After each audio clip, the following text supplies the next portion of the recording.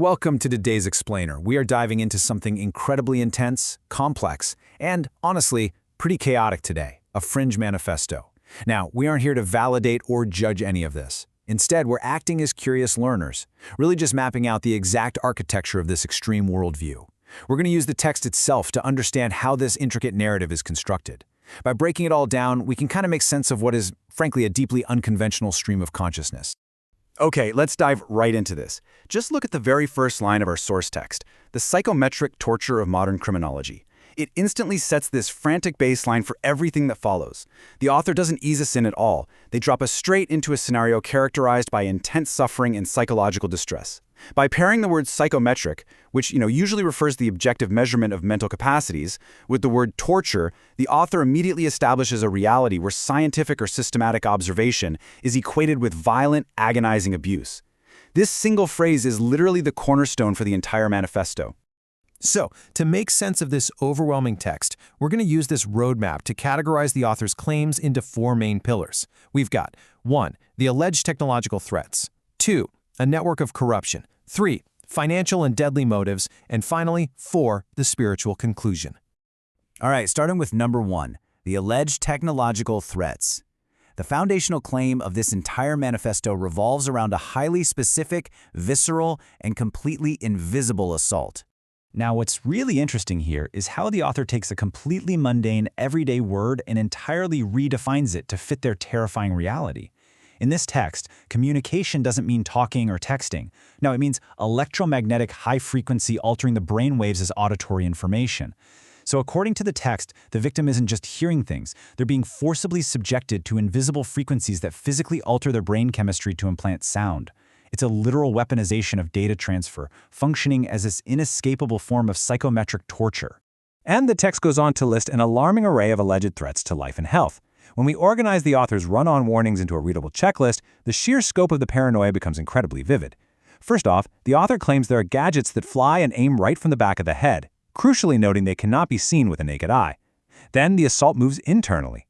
Incredibly, the text claims there is harm to health caused by poison using a gadget operating directly in the stomach. And finally, we have those overarching electromagnetic wave alterations we just talked about. The threat is depicted as omnipresent, attacking from behind, attacking from within, and attacking the very brainwaves of the victim. Moving on to Section 2, a network of corruption. Because if these invisible, terrifying weapons exist in the author's mind, we have to ask, who exactly is wielding them? Well, according to the text, there is absolutely no safe harbor for the victim. The foundational pillars of justice, entirely compromised. The author explicitly states that the judge is fooled or is corrupt by police and army. Just imagine, for a second, navigating a reality where the authorities meant to protect citizens have essentially become contract killers. The police and the army are portrayed not as public servants, but as a heavily armed, deeply corrupt syndicate that literally manipulates the judicial system to target individuals. And this brilliantly illustrates the flow of their logic. The goal is taking a normal person and transforming them into a criminal using fake scripts and techniques. The text specifically mentions these bad actors operating like FBI or CBI agents. It's a complete inversion of reality. The agents of law and order are allegedly using their advanced training and investigative techniques to actively frame innocent civilians, scripting crimes that never actually occurred. The text even provides a mapped-out process for how these setups occur. Let's walk through the mechanics of this terrifying alleged trap. First, the author claims these police and army agents physically cross boundaries by trespassing into the home, violating the victim's ultimate safe space. Step 2 involves a massive breach of trust in objective reality, manipulating surveillance footage. This means the victim can't even trust video evidence. The authorities just doctor it to fit their fake scripts. Finally, Step 3, they lock the trap by officially filing cases against the victim. It's a highly coordinated, inescapable, bureaucratic, and physical assault. Which brings us to our third pillar, financial and deadly motives. What could possibly drive such an elaborate, terrifying, and resource-heavy conspiracy? So the crucial point here is that behind the sci-fi weaponry and the corrupt judges, the author identifies extreme financial greed as the primary catalyst. Specifically, long-term insurance fraud. The text claims these perpetrators target victims because they hold high insurance values over the long term, and they even target the high insurance of their sons and daughters. It is a chillingly cold motive. And the text notes there's absolutely no loyalty among the conspirators, stating that sacrificing agents is common after the work is over.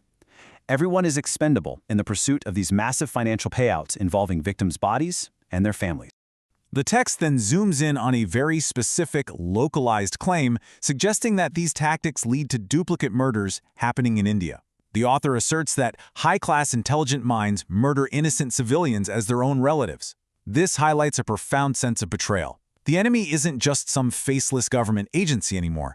The conspiracy is so deep and sophisticated that these highly intelligent operatives are allegedly staging betrayals from within a person's own family unit. Let's move to and see how this builds into our fourth and final section, the spiritual conclusion. Because for the author of this text, the explanation doesn't just stop at earthly corruption or rogue police. The author actually attempts to diagnose the very root of why humanity participates in this. They point to the sinful nature of humans. Specifically, they view the basic human desire to communicate and prove themselves as righteous beings in front of government and society as a fundamental, fatal flaw. Think about what that implies for a moment.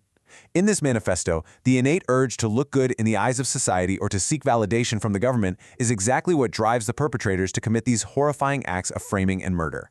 Seeking societal approval is inherently sinful and destructive in this worldview. And this leads directly to the author's ultimate classification of these conspirators. They are no longer just corrupt police or greedy insurance fraudsters. The text explicitly labels them as Satans. The author defines these entities as beings waiting to attract someone to death and eat their fruits of action. It is a stark, absolute framing. The perpetrators are literally demonic forces feeding off the consequences, the karma, and the ultimate demise of the innocent. Towards the end of the text, the author captures this entire experience as doing 24/7 observation as if eminent behaviorist of world. So, I want to leave you with a provocative question regarding the psychology of extreme outsider texts like this one. What must it be like to genuinely perceive that you are under constant, inescapable, 24/7 scientific and malicious surveillance? Breaking down a text like this impartially gives us a fascinating, if harrowing, glimpse into a worldview where every sound, every authority figure, and every piece of technology is part of an all-consuming demonic plot. It is a stark reminder of the power and the terror of the human mind. Thanks for joining me for this explainer, and as always, keep questioning what you read.